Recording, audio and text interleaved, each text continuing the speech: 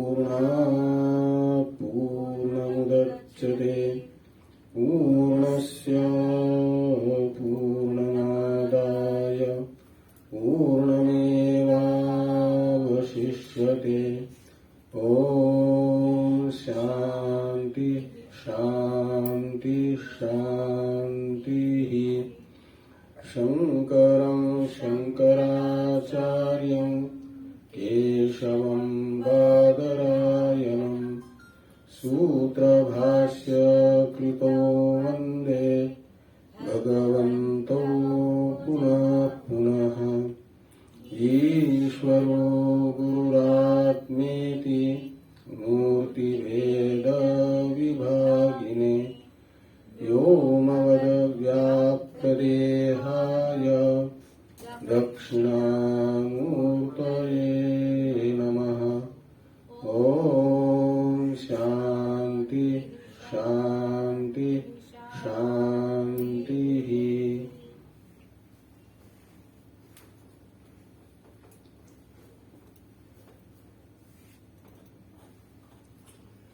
ब्रह्म सूत्र के प्रथम अध्याय के प्रथम पाद के प्रथम अधिकरण का विचार हम लोग कर रहे हैं।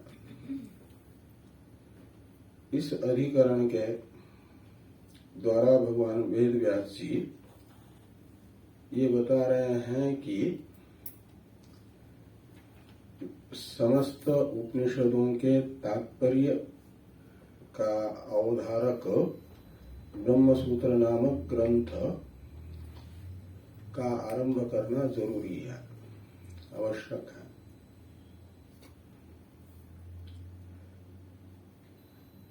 इसलिए भी जरूरी है, मीमांसकों के अनुसार, यहाँ के पूर्व पक्षी तो मीमांसक है ना, पूर्व मीमांसक, उनके अनुसार तो वेदों का पूरा एक ही प्रकरण है। वेद दो प्रकरण नहीं है, और समस्त वेदों का तात्पर्य कर्म में ही है, ऐसा मीमांसकों का कथन है। इसलिए वेद मात्र कर्म या तो कर्म उपयोगी पदार्थ को ही बता करके प्रमाण है, और जो कर्म या कर्म उपयोगी पदार्थों को नहीं बताता, ऐसे वेद को प्रमाण नहीं माना जाता। तो उपनिषदें ये भी कर्म उपयोगी, जो कर्म का निर्वर्तक कर्ता कारक है जीव, उसे बताएगी। और कहीं कहीं कर्म का उपयोगी जो जीव है उसे तो ब्रह्म रूप बताया गया है तत्वमशादी वाक्यों से, और वह ब्रह्म तो कर्म में उपयोगी नहीं, अपितु कर्म उपयोगी जो क्रियाकारक फल भेद है उसी का निवर्तक बन जाता है। और भेद ही नहीं रहेगा क्रिया का, कारक का और कर्म फल का, तो फिर कर्म भी नहीं होगा। तो ऐसे उपनिषद वाक्यों को यदि अभेद को बताएंगे, कर्म के हेतुभूत भेद के निवर्तक ब्रह्म ज्ञान के जनक मानेंगे, तो वे अप्रमाण हो जाएंगे। इसलिए उन्हें वे लोग कहते हैं अर्थवादात्मक है। जो कर्म करने वाला जीव है उसे ब्रह्म जैसा बताते हैं। वो ब्रह्म नहीं है, ब्रह्म जैसा है। तो ब्रह्म जैसा है ये बता करके एक प्रकार से उसकी प्रशंसा की जा रही है, उससे कर्म कराने के लिए। ये मानना है पूर्व मीमांसकों का। लेकिन व्यास जी कहते हैं कि एक प्रकरण है या अलग अलग दो प्रकरण हैं वेद के, इसका निर्धारण मनुष्य अपने बुद्धि से नहीं कर सकता। यदि अनुबंध चतुष्टय अलग अलग हो तो प्रकरण भी अलग माना जाएगा। अनुबंध चतुष्टय किसको कहते हैं? विषय, अधिकारी, प्रयोजन और संबंध, ये है अनुबंध। हाँ, अनुबंध चतुष्टय, अधिकारी, विषय, प्रयोजन और संबंध। ये यदि अलग अलग हो तो माना जाता है प्रकरण भी अलग अलग है। और ये अनुबंध चतुष्टय अलग सिद्ध नहीं होगा तो फिर प्रकरण भी एक ही माना जाएगा। तो कर्म का अनुबंध यानी वेदों में कर्म का प्रतिपादक जितना भाग है उतने का अनुबंध अलग है। और वेदांत जिसको कहा जाता है, उपनिषदें जिसको कहा जाता है, उनका अनुबंध चतुष्टय अलग है। तो इस प्रकार अनुबंध चतुष्टय अलग अलग होने से उपनिषद एक कर्म कांड से अलग प्रकरण बनेगा, ज्ञान कांड उसे कहा जाएगा।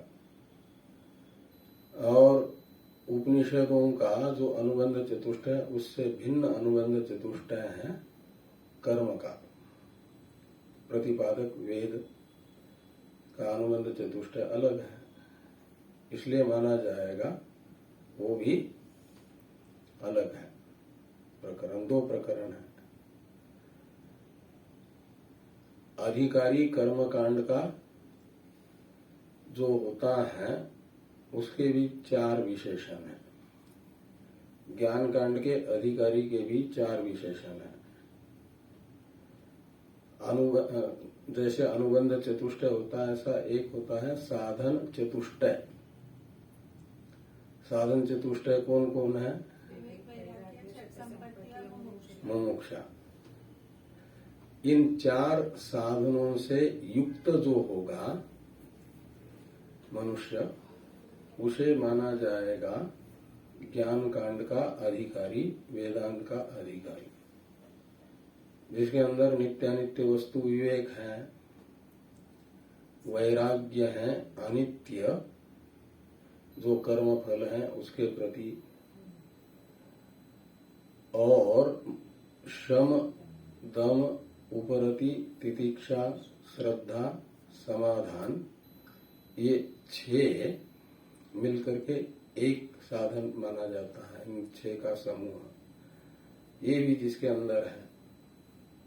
और मुमुक्षा यानी ज्ञान का फलभूत जो मोक्ष, उसे पाने की इच्छा, ये 4 जिसके अंदर है वह वेदांत का अधिकारी। और कर्मकांड के अधिकारी के भी 4 विशेषण हैं, लेकिन ये नित्यानित्य वस्तु विवेक आदि 4 से अलग है। एक पहला विशेषण है फल प्रेप्सु, यानी कर्म फल प्रेप्सु। कर्म फल है उत्कर्ष, संसार अंतःपाती उत्कर्ष। और संसार अंतःपाती उत्कर्ष को जो चाहता है उसे कहा जाएगा कर्म फल प्रेप्सु। और विद्वान होना चाहिए। विद्वान का मतलब है विद्यावान, और विद्या का अर्थ ब्रह्म विद्या नहीं लेना। विद्या का अर्थ है जिस कर्म का अनुष्ठान श्रुति उससे कराना चाहती है उस कर्म का अच्छी तरह से ज्ञान जिसे है वो विद्वान कहलाएगा। कर्म ज्ञान कहा जाएगा, साधन का ज्ञान वो विद्या, और वह विद्या जिसमें है वह विद्वान। दूसरा विशेषण हुआ विद्वान। तीसरा विशेषण है समर्थ होना चाहिए, कर्म करने का सामर्थ्य उसमें होना चाहिए। और चौथा विशेषण है अपर्युदस्त होना चाहिए। पर्युदस्त कहा जाता है, मान लो पहले वाले 3 साधन जिसके अंदर है, लेकिन शास्त्र उसे उस कर्म का अनुष्ठान करने की अनुमति नहीं देता। उसे कहा जाएगा शास्त्र के द्वारा पर्युदस्त है। पर्युदस्त यानी शास्त्र से अननुमोदित है।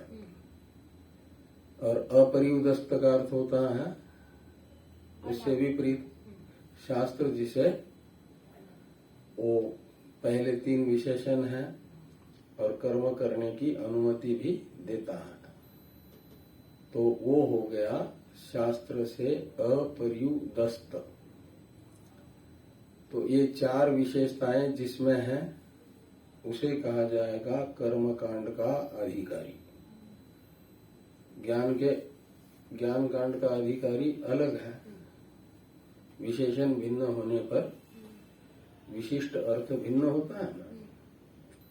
तो ये 4 विशेषण ज्ञान कर्म के अधिकारी के हैं और ज्ञानाधिकारी के अलग 4 विशेषण हैं, तो अधिकारी भिन्न भिन्न हो गया। और विषय, कर्म कांड का विषय है कर्म, वो है अनुष्ठेय। अनुष्ठेय कहा जाता है आपके प्रयत्न से निष्पन्न होने वाला। कर्म को शास्त्र के अनुसार जानने मात्र से कर्म निष्पन्न नहीं होता, फिर उसे करने के लिए प्रयत्न करना पड़ता है। कर्म को संपादित करने के लिए प्रयत्न करना पड़ता है, इसलिए कर्म को माना जाएगा अनुष्ठेय। और ज्ञान कांड का विषय है ब्रह्म। वो जो ब्रह्म है उसको आप बना सकते हैं क्या? तो वो बनता नहीं, न बिगड़ता है, यानी नष्ट भी नहीं होता। न जायते मृत्यते वा कदाचित गीता कहती है, और कठोपनिषद विपश्चित। कदाचित के स्थान पर उपनिषद में है विपश्चित शब्द। विपश्चित यानी वो चेतन आत्मा न जायते और न म्रियते, नष्ट भी नहीं होती। और कर्म तो आपके प्रयत्न से उत्पन्न होता है और फल देने के बाद नष्ट भी होता है, या फल दिए बिना भी नष्ट होता है। कब? ज्ञान से। ज्ञान से बिना फल भुगाए ही आपको आपके द्वारा किए गए कर्म समाप्त होते हैं ना। क्षीयन्ते चास्य कर्माणि तस्मिन् दृष्टे परावरे।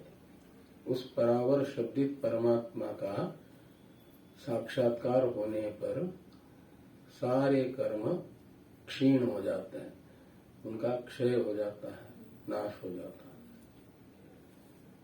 तो एक तो भोग से नाश होता है, दूसरा ज्ञान से नाश होता है, पुण्य कर्मों का भी।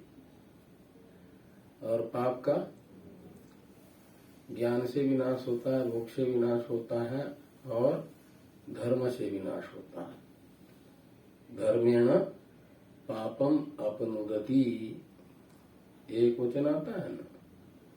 धर्म कहते हैं शास्त्र के द्वारा विहित कर्म, उसे धर्म कहते हैं।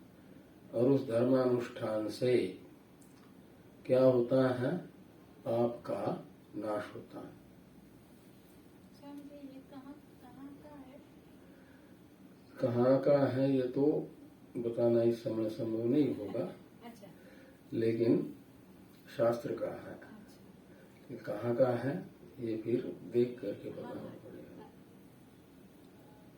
तो धर्मेण पापम अपनुदति, धर्म से पाप की निवृत्ति होती है, क्षय होता है। तो पाप के निवर्तक तो 3 हो गए। कौन कौन? एक तो भोग, पाप का फल जो दुख है उसे भोगने से पाप निवृत्त होगा। जैसे पुण्य का फल सुख भोगने से पुण्य निवृत्त होता है, समाप्त होता है। और दूसरा ज्ञान, और तीसरा धर्म। इनसे पाप की निवृत्ति होती है। और पुण्य के निवर्तक 2 हैं, भोग और ज्ञान। तो ज्ञान कर्म तो हुआ, उत्पन्न होने वाला, नष्ट होने वाला, वो है आपके कर्म कांड का विषय। अनुबंध चतुष्टय अंतपाती द्वितीय अनुबंध। और ज्ञान कांड का विषय है ब्रह्म। वह उत्पन्न नहीं होता, नष्ट नहीं होता, वह सिद्ध वस्तु है।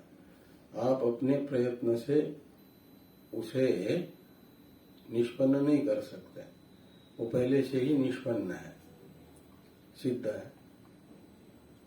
आत्मा को बनाया नहीं जा सकता। आत्मा को यदि बनाया जाएगा तो आत्मा अनात्मा हो जाएगा, वो आत्मा ही नहीं कहलाएगा जिसको बनाया जाता है। तो सिद्ध वस्तु है ब्रह्म, और वो अनुष्ठेय नहीं है प्रयत्न साध्य न होने से। प्रयत्न से निष्पन्न नहीं होता ना। तो फिर वो केवल ब्रह्म के प्रतिपादक उपनिषदों के वाक्यों से ज्ञान होने मात्र से ही ब्रह्म का जो वेदांत का अनुबंध चतुष्टय अंतःपाती प्रयोजन है, फल है, वो फल क्या है? मोक्ष, समूल अध्यास की निवृत्ति। ये सिद्ध होता है किससे? केवल तत्वमशादी उपनिषद वाक्यों से अहम ब्रह्मास्मि ऐसा ज्ञान होने मात्र से ही ज्ञान का फल मोक्ष प्राप्त होता है, जो ज्ञान कांड का विषय फल है, अनुबंध चतुष्टय। और कर्म कांड में फल है अभ्युदय संसार अंतःपाती। आज आप मनुष्य हैं और मनुष्य की अपेक्षा उत्कृष्ट माने जाते हैं देवता। तो मनुष्य शरीर छूटा, देवता भाव की प्राप्ति हुई, देवता बन गए तो माना जाएगा आपका उत्कर्ष हो गया। कोई राज्य मंत्री था, वो कैबिनेट मंत्री बन गया, तो उसका उत्कर्ष हुआ ना। और कैबिनेट मंत्री कोई मुख्यमंत्री बन गया, मुख्यमंत्री प्रधानमंत्री बन गया, ये उत्कर्ष है। और ये जो उत्कर्ष है ये जानने मात्र से नहीं होता। उत्कर्ष का साधन जो कर्म है उसे आप कर्म के प्रतिपादक कर्म कांड के द्वारा अच्छी तरह से जान लो, उतने मात्र से आपका उत्कर्ष नहीं होगा। उसके लिए फिर जाने हुए कर्म को अपने प्रयत्न से निष्पन्न करना पड़ेगा, कर्म का अनुष्ठान करना पड़ेगा। तो कर्म का ज्ञान अनुष्ठान सापेक्ष फल देता है और ब्रह्म ज्ञान अनुष्ठान निरपेक्ष अकेला ही फल देता है, जो मोक्ष रूप फल है, प्रदान करता है।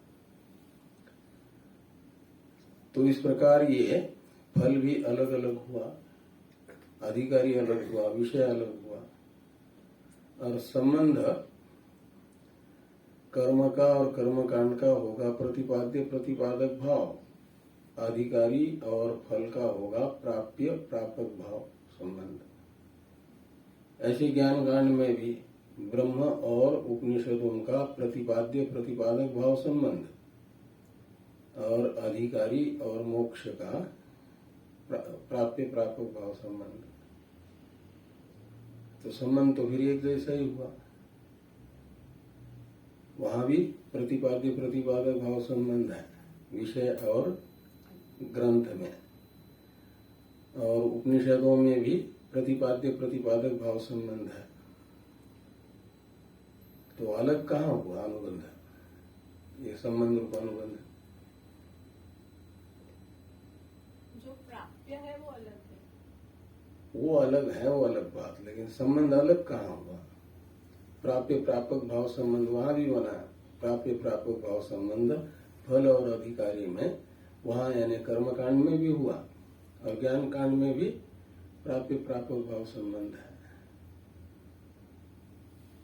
तो संबंध रूप अनुबंध तो एक जैसा ही हुआ ना, और अनुबंध तो अलग होने पर प्रकरण अलग होता है। ये प्रश्न आपको पूछना चाहिए था ना, नहीं आया प्रश्न ध्यान में? हाँ? प्राप्य प्रापक एक ही है, प्राप्य और प्रापक एक ही है।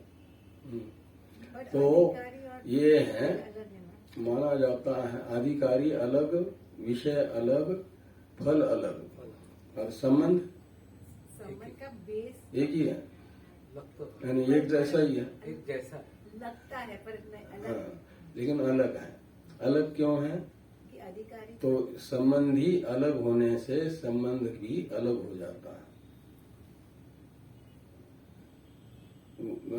कर्म कांड में प्रतिपाद्य संबंधी है कौन? कर्म। और ज्ञान कांड में प्रतिपाद्य है ब्रह्म, वो एक संबंधी है। ग्रंथ तो उपनिषद है और कर्म कांड ये वेद ही है संबंध, लेकिन संबंधी बदल गया। कर्म और ब्रह्म एक जैसा नहीं है ना, अलग अलग है, इसलिए संबंध भी अलग अलग माना जाएगा। शास्त्रीय भाषा में उसे कहा जाता है अनुयोगी प्रतियोगी संबंध का। जिसका संबंध है वो संबंध का अनुयोग प्रतियोगी, जिसमें संबंध है वो संबंध का अनुयोगी। तो इस प्रकार ये संबंधी अलग होने से संबंध भी अलग हो जाएगा, ये समझना। अनुयोगी और प्रतियोगी का फर्क क्या? तो यस्य संबंध स प्रतियोगी, यत्र संबंध स अनुयोगी। जिसका संबंध है वो है प्रतियोगी, और जिसके साथ संबंध है वो अनुयोगी, वो अनुयोगी। तो कर्म का प्रतिपाद्य प्रतिपादक भाव संबंध है कर्म कांड के साथ, इसलिए कर्म कांड हो जाएगा अनुयोगी, कर्म हो जाएगा प्रतियोगी। ब्रह्म का उपनिषदों के साथ संबंध है प्रतिपाद्य प्रतिपादक भाव संबंध, तो ब्रह्म का संबंध है, तो ब्रह्म हो जाएगा प्रतियोगी, और अनुयोगी हो जाएगा उपनिषद है ज्ञान कांड। ऐसा तो अनुबंध चतुष्टय अलग अलग है, अनुबंध चतुष्टय अलग हो तो प्रकरण भी अलग ही होता है। खाली हमारे कहने मात्र से एक प्रकरण नहीं होगा। तो उपनिषदें अलग प्रकरण और कर्मकांड अलग प्रकरण। हाँ, कहीं उपनिषदें ग्रंथ की दृष्टि से देखा जाए तो थोड़े थोड़े हैं। यजुर्वेद का ही देखते हैं तो यजुर्वेद का मंत्र भाग 40 अध्याय का है। उसमें 40 अध्याय किसमें? यजुर्वेद के मंत्र भाग में। मंत्र भाग का नाम संहिता भी होता है। उसमें 39 अध्याय हैं कर्मकांड के। 39 अध्याय में जो मंत्र आएंगे वे कर्म या कर्म उपयोगी अर्थ को बताने वाले हैं। इसलिए 39 अध्याय का एक प्रकरण होगा, कर्मकांड उसे कहा जाएगा। और बचा एक अध्याय और उसमें कितने 18 मंत्र मात्र हैं।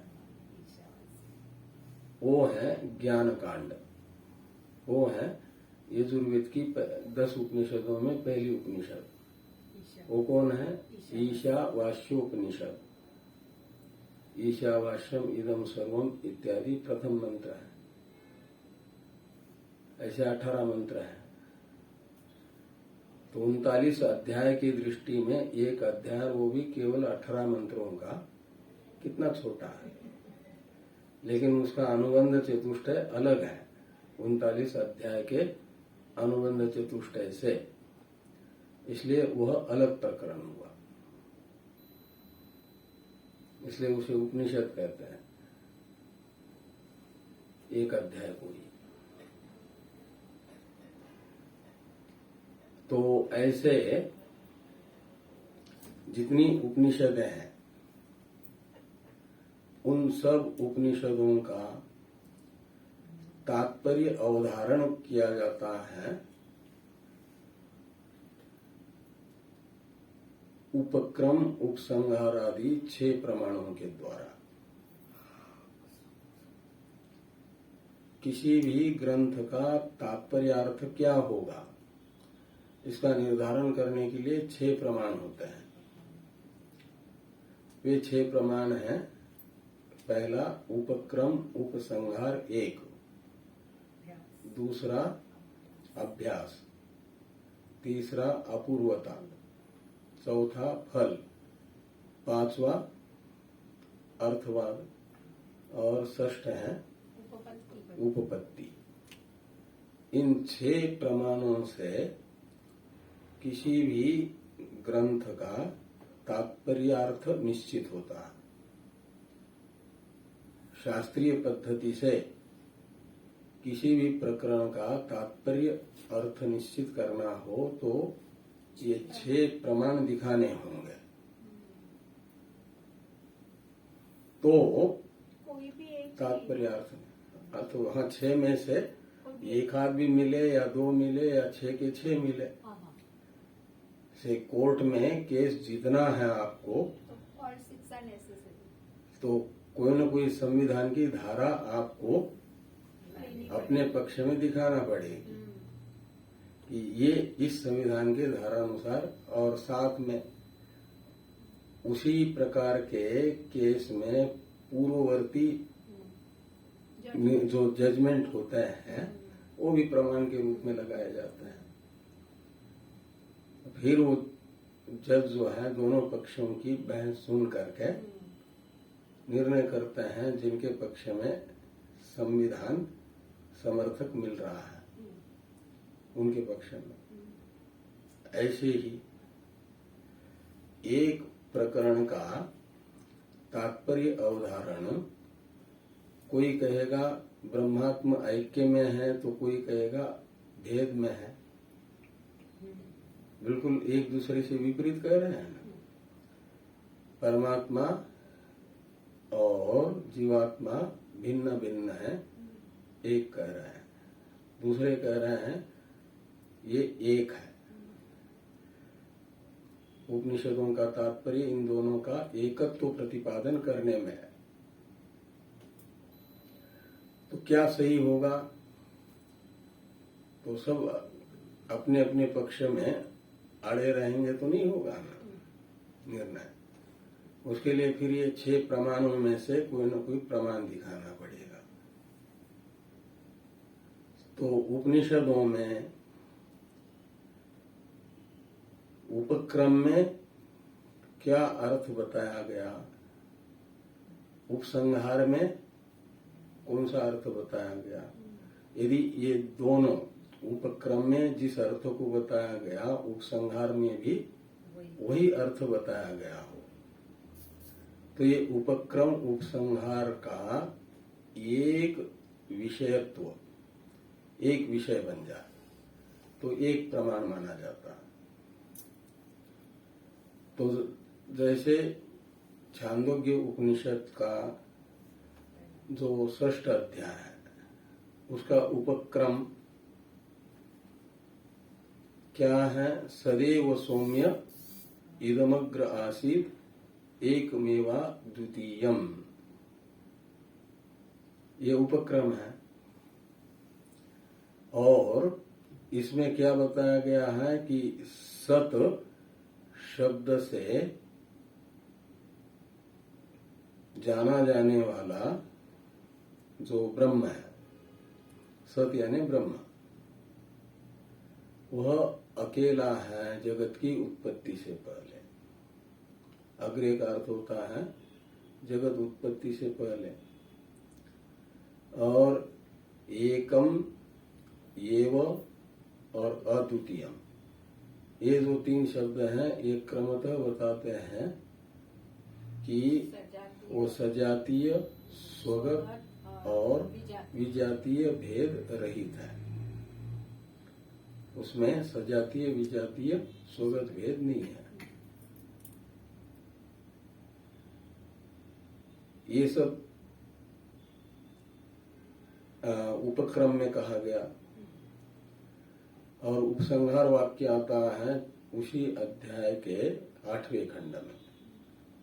ये है द्वितीय खंड में सदैव सौम्य इदम अग्र आसीत। और 8वां खंड है उसके अंत में आता है एतद आत्म्यम इदम सर्वम तत्सत्यम स आत्मा तत्त्वमसि श्वेतकेतो। आचार्य उद्दालक जी अपने शिष्य ब्रह्म जिज्ञासु श्वेतकेतु को हे श्वेतकेतो ऐसा संबोधित करके कह रहे हैं कि इदम सर्वम, यानी ये सारा जो जगत है यह एतद आत्म्यम का मतलब वस्तुतः सत्स्वरूप ही है। क्यों? सत में कल्पित है। तो जैसे रस्सी में कल्पित सर्प रस्सी ही है ना, उसका वास्तविक स्वरूप रस्सी है। रस्सी के अज्ञान से वो सर्प के जैसा दिख रही है लेकिन सर्प नहीं है। ऐसे ये सारा जो जगत है ये ब्रह्म के अज्ञान से ब्रह्म में वैसा ही कल्पित है जैसा रस्सी के अज्ञान से रस्सी में सर्प कल्पित है। ये एतद और कल्पित का वास्तविक स्वरूप होता है वो जिसमें कल्पित है उसका जो अधिष्ठान है वो। इसलिए ब्रह्म में कल्पित है तो ब्रह्म ही सारी जगत का वास्तविक स्वरूप है। एतद आत्म्यम इदम सर्वम का अर्थ है, यानी सर्वम खलविदम ब्रह्म कहो या एतद आत्म्यम इदम सर्वम को, एक अर्थ है। तत्सत्यम, तो तत् शब्द से लेना है इस जगत का जो वास्तविक स्वरूप है ब्रह्म, वह कैसा है? तो सत्य है, वो कल्पित नहीं है, वो सत्य है यानी अबाधित है। वो पहले था, आज है और हमेशा रहेगा, भविष्य में भी नित्य है, वो सत्य है। और स आत्मा, वो ब्रह्म सबकी आत्मा है। स आत्मा का अर्थ है वो सर्वेशाम आत्मा, वो सबकी आत्मा है, प्राणी मात्र की आत्मा है, यानी वास्तविक स्वरूप है। तो जब सभी की वह आत्मा है तो हे श्वेत के तो तुम्हारी भी आत्मा यानी वास्तविक स्वरूप, आत्मा शब्द का अर्थ होता है वास्तविक स्वरूप, वो कौन होगा? वही होगा, ब्रह्म ही होगा।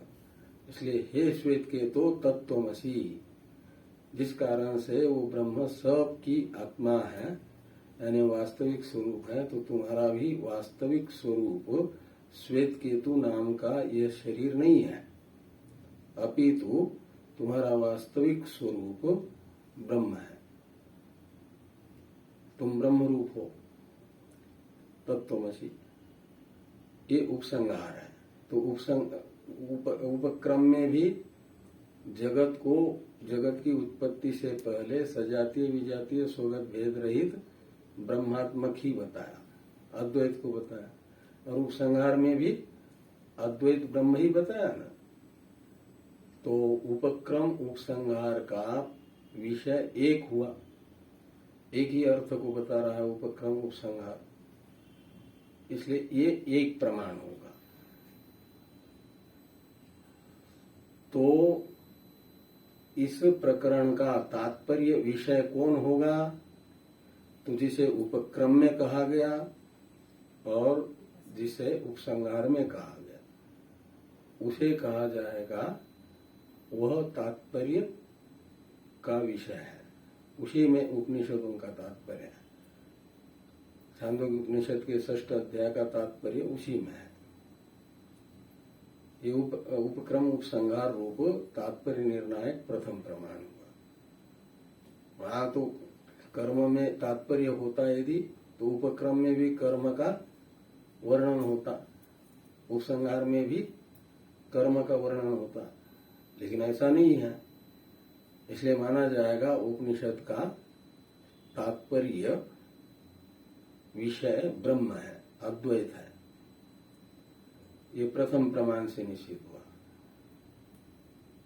जब कोर्ट में बहस होती है तो ये सब युक्तियां दी जाती है ना, अपने अपने पक्ष में संविधान सम्मत। ऐसे यहाँ पर पूर्व पक्षी और सिद्धांती ब्रह्म सूत्र में वो करते हैं आपस में वो बहस, आर्गुमेंट, और वो जो है जिसकी सदयुक्तियां होगी, प्रामाणिक युक्तियां होगी, उसका पक्ष जीतेगा, और जिसकी प्रामाणिक युक्तियां नहीं होगी वो हारेगा। तो पूर्व पक्ष के पास तो प्रामाणिक युक्तियां होती नहीं है, इसलिए वो हारता है। जो भेद कह रहे हैं, उपनिषदों का तात्पर्य विषय भेद है, उनको हारना पड़ेगा, क्योंकि यदि भेद होता तो उपक्रम में भी उपसंहार में भी भेद ही बताया जाता। फिर दूसरा प्रमाण होता है अभ्यास। अभ्यास कहते हैं आवृत्ति को, एक ही अर्थ को बताने वाले वाक्यों की पुनरावृत्ति, ये अभ्यास कहलाता है। तो अभ्यास में जो 9वें खंड से लेकर के 16वें खंड तक, कितने खंड हो जाते हैं? 8। 9 से लेकर के 16 तक कितने खंड हो जाएंगे? 8। तो इन 8 खंडों में और 8 बार यही आया है, एतद आत्म्यमिदं सर्वं तत्सत्यं स आत्मा तत्त्वमसि श्वेत के तो, ये 8 बार और आया। 8वें खंड में 1 बार आया, और फिर 8 बार आया, 8 खंड, तो 9 बार हुआ ना। तो एक ही अर्थ को, अद्वैत को ही बार बार उस अध्याय में आचार्य उद्दालक जी श्वेत केतु की अलग अलग प्रकार की शंका का निराकरण करते हुए कह रहे हैं। इसलिए ये अभ्यास हुआ। और अपूर्वता। अपूर्वता कहते हैं वेदांत प्रमाण को छोड़ करके अद्वैत को अन्य किसी भी प्रमाण से आप जान नहीं सकते। तो प्रमाणांतर से अज्ञात रहना, ये अपूर्वता है। वेदांत को छोड़ करके कोई प्रमाण नहीं है जो अद्वैत बता सके, ब्रह्म को बता सके, जीव ब्रह्म का अभेद बता सके। ये ब्रह्म की अपूर्वता है। और जो ब्रह्म की अपूर्वता, हाँ, यानी एक्चुअली अपूर्व का मतलब क्या है महाराज जी? अपूर्व शब्द अलग अलग स्थान पर अलग अलग अर्थ में आता है। कहीं कहीं अपूर्व शब्द का अर्थ अदृष्ट होता है मीमांसा में, लेकिन यहाँ पर अपूर्व शब्द का अर्थ है प्रमाणांतर से अज्ञात। प्रमाणांतर से अज्ञात। हाँ, प्रमाण शब्द से लेना वेदांत को, प्रमाणांतर शब्द से लेना वेदांत से अतिरिक्त प्रमाण, और वेदांत से अतिरिक्त प्रमाण से जो अज्ञात है, जिसे जाना नहीं जा सकता, वो हो जाएगा वेदांत का ही तात्पर्य विषय। ये तीसरा प्रमाण है। और फिर आता है फल। तो अद्वैत को जानने से क्या फल होगा? वेदांत का विषय ब्रह्मात्म ऐक्य जान लिया का मतलब अहम ब्रह्मास्मि ये अनुभव कर लिया। इससे क्या होगा? इससे भ्रांति मिटेगी। रस्सी को जानने से क्या होगा? सर्प की भ्रांति चली जाएगी, और सर्प की भ्रांति चली जाने से सर्प से होने वाला जो भय है वो भी चला जाएगा।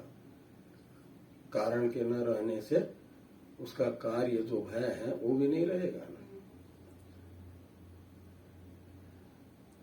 तो भय होता किससे है? अध्यास। भय होता है, बृहदारण्यक उपनिषद में बताया गया, द्वितीयाद वै भयम भवती, दूसरे से भय होता है। और दूसरा भी अपने प्रिय मित्र के रूप में प्रतीत हो जाए तो भय होगा क्या? है? प्रिय मित्र के रूप में जानने पर भी भय होगा उसे। प्रतिकूलत्वेन रूपेण ज्ञात हो जाए, शत्रु के रूप में जाना है तो फिर भय होगा। हा? तो द्वितीयाद वै भयम भवती, मतलब दूसरा हमारे प्रतिकूलत्वेन रूपेण ज्ञात हो जाए, उससे हमें भय होता है। तो फल क्या हुआ महाराज जी? तो ये बता रहा हूं। तो द्वितीय का ज्ञान ये भ्रांति है कि नहीं? भेद ज्ञान भ्रांति है, और उस भ्रांति से होने वाला जो भय, वह भय निवृत्त होगा। कब? जब अद्वैत का अनुभव करेंगे।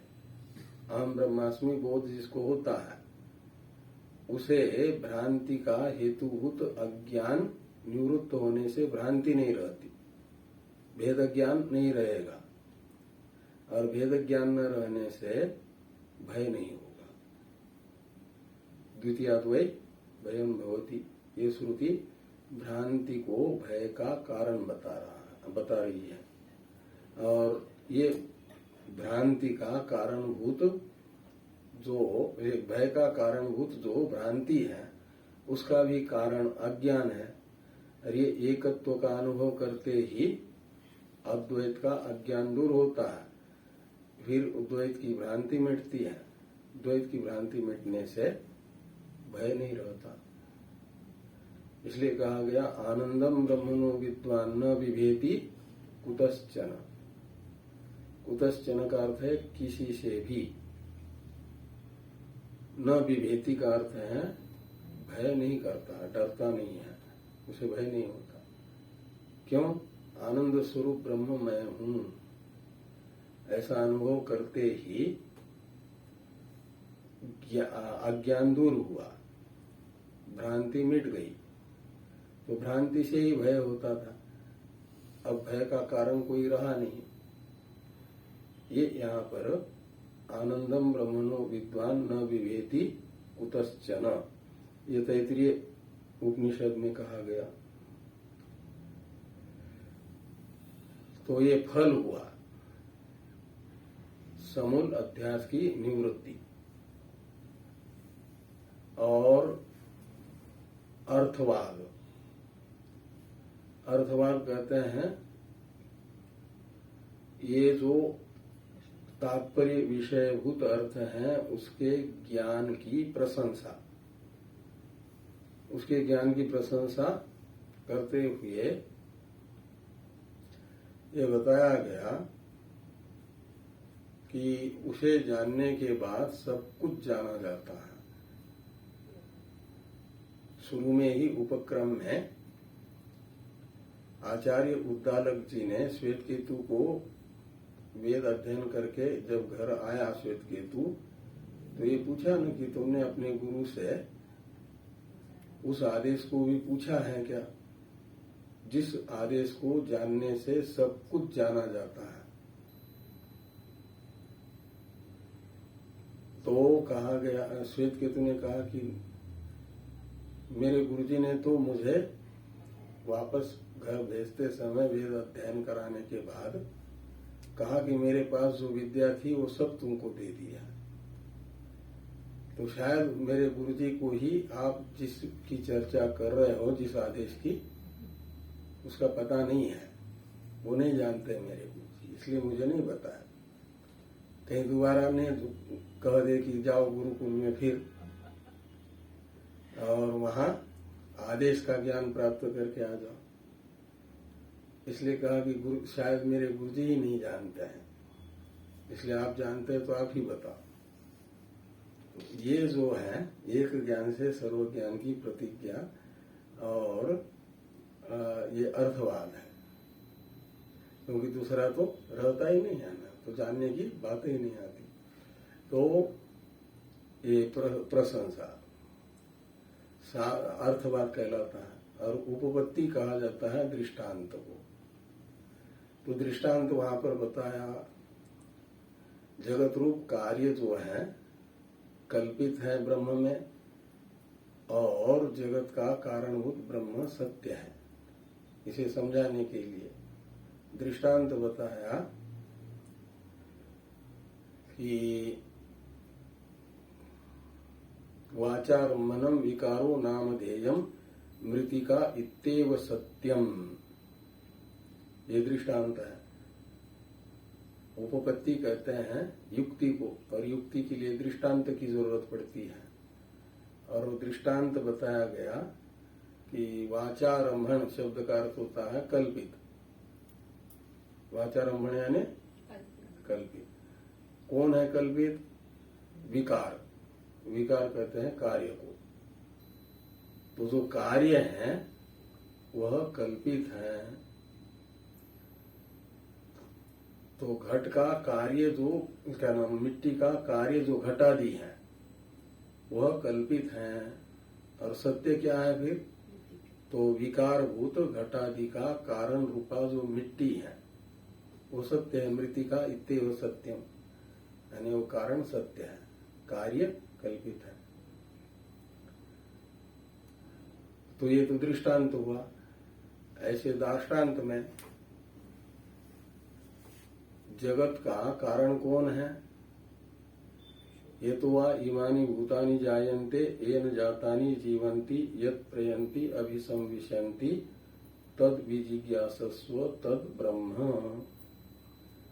ये आचार्य वरुण ने उनके शिष्य भृगु को बताया ना, जगत का कारण ब्रह्म है करके।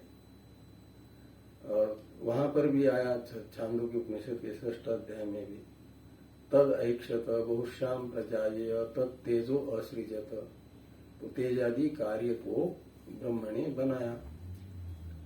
तो ब्रह्म ही जगत की उत्पत्ति स्थिति लय का कारण है। तो मृतिका स्थानीय है, दृष्टांतगत मृतिका स्थानीय दार्ष्टान्त में है ब्रह्म। और दृष्टांतगत विकार यानी कार्य स्थानीय घटादि स्थानीय है दृष्टांत में जगत। तो जो विकार होता है वो कैसा होता है? वाचारंभन होता है। वाचारंभन होता है यानी कल्पित होता है। तो जगत कल्पित है और मृतिका सत्य है यानी कारण सत्य है। कारण कौन है? ब्रह्म, वो सत्य है।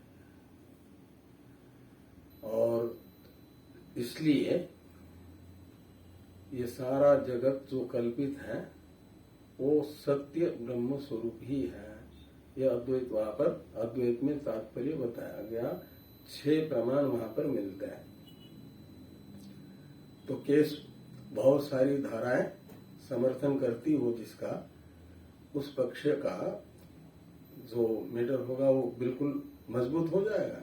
जज को न चाहते हुए भी उसी के पक्ष में निर्णय देना पड़ेगा कि नहीं देना पड़ेगा। ऐसे अद्वैतवाद के पक्ष में ही ये सारे प्रमाण मिल रहा है।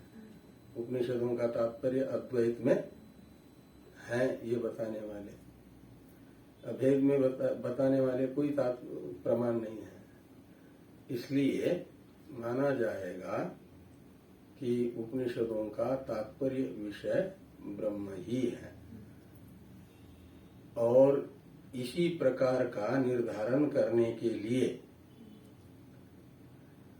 उपनिषदों का विचारात्मक उपक्रम उपसंहारादि तात्पर्य निर्णायक प्रमाणों के आधार पर उपनिषदों का विचार करने वाला ये ब्रह्मसूत्र नामक शास्त्र है, ग्रंथ है।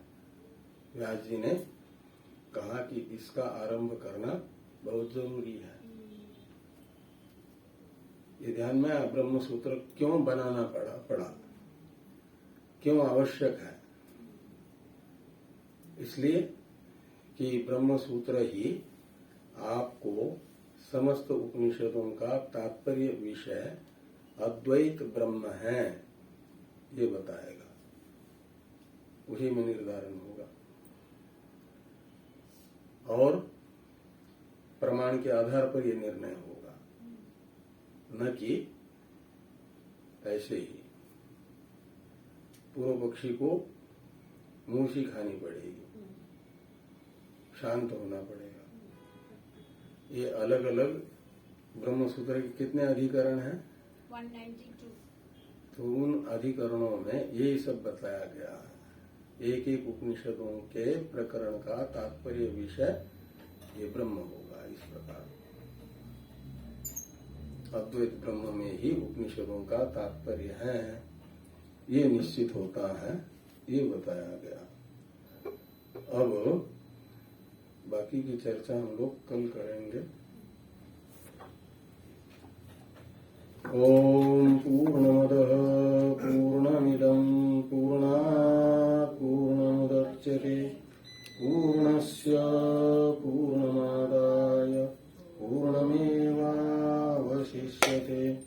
ओम शांति शांति शांति।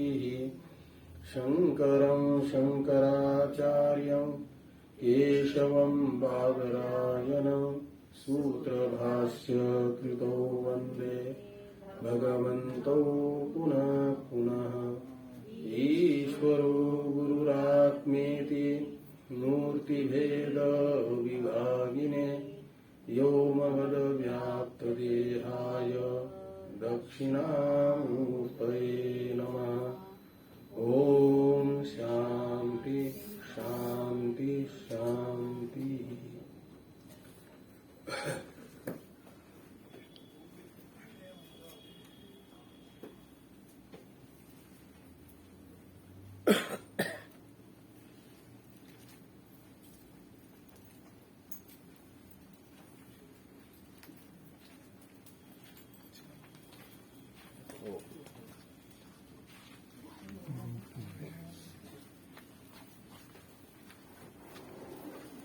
कैसे डॉक्टर?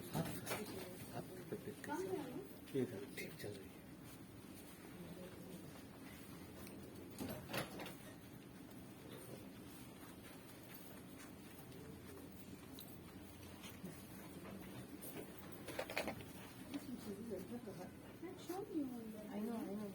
दिव्य चैतन्य जी का सेम सेम